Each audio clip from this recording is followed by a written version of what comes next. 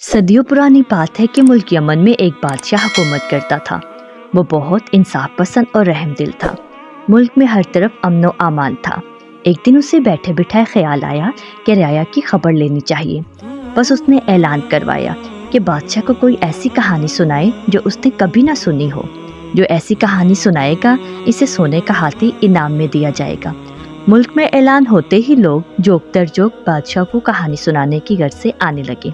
وہ بڑی مزے کی کہانیاں سناتے، لیکن بادشاہ سلامت کہتے میں نے یہ کہانی پہلے سنی ہوئی ہے۔ لوگ تھک ہار کر لوٹ جاتے۔ کہانی سنانے والوں نے چڑیا سے باز مروایا، کبھی کچھوے کو خرگوش سے ہروایا، کبھی درخت پر ہاتھی چڑھا دیا، کبھی مچھلی کو صحرا میں زندہ کروایا، دن کو الو اور چمگادڑ کی کہانیاں سنائی، لیکن بادشاہ سلامت ہر ایک کو یہی کہتے میں نے یہ کہانی سنی ہوئی ہے۔ آہستہ آہستہ لوگ کم ہونے لگے۔ یمن کے ایک گاؤں میں ارسلان نامی نوجوان رہتا تھا۔ اس نے تمام باتیں سنی اور ایک نئی کہانی لے کر بادشاہ کے درمیان پہنچ گیا۔ ہاں بھائی جوان، آپ کیا کوئی نئی کہانی لے کر آئے ہو؟ بادشاہ نے پوچھا۔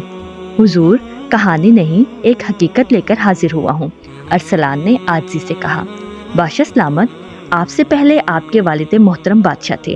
ان سے پہلے آپ کے دادا حضور بھی بہت عظیم الشان سلطنت کے مالک تھے۔ آپ کے دادا حضور نے آپ کے والد محترم کی شادی پر سونے چاندی کے برتنوں میں کھانا دیا۔ جس طرح آپ کے والد اور دادا بادشاہ تھے، اسی طرح میرے والد محترم اور دادا حضور بہت بڑے تاجر تھے۔ آپ کے دادا نے میرے دادا سے کچھ برتن ادھار لیے تھے، جن میں سونے کی 7 پلیٹیں، دیگیں، چمچے اور دوسرے برتن بھی تھے۔ شادی کے بعد آپ کے دادا برتن دینا بھول گئے۔ آج کل ہمارے حالات بھی کچھ بہتر نہیں ہیں، ورنہ آپ سے برتن نہ مانگتا۔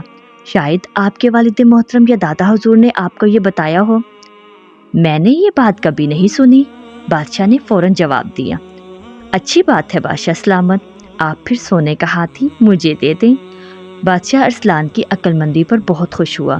اگر کہتا کہ بات سنی ہوئی ہے تو اسے اتنے سونے کے برتن دینا پڑتے، اس لیے اس نے جلدی سے کہہ دیا یہ بات میں نے نہیں سنی۔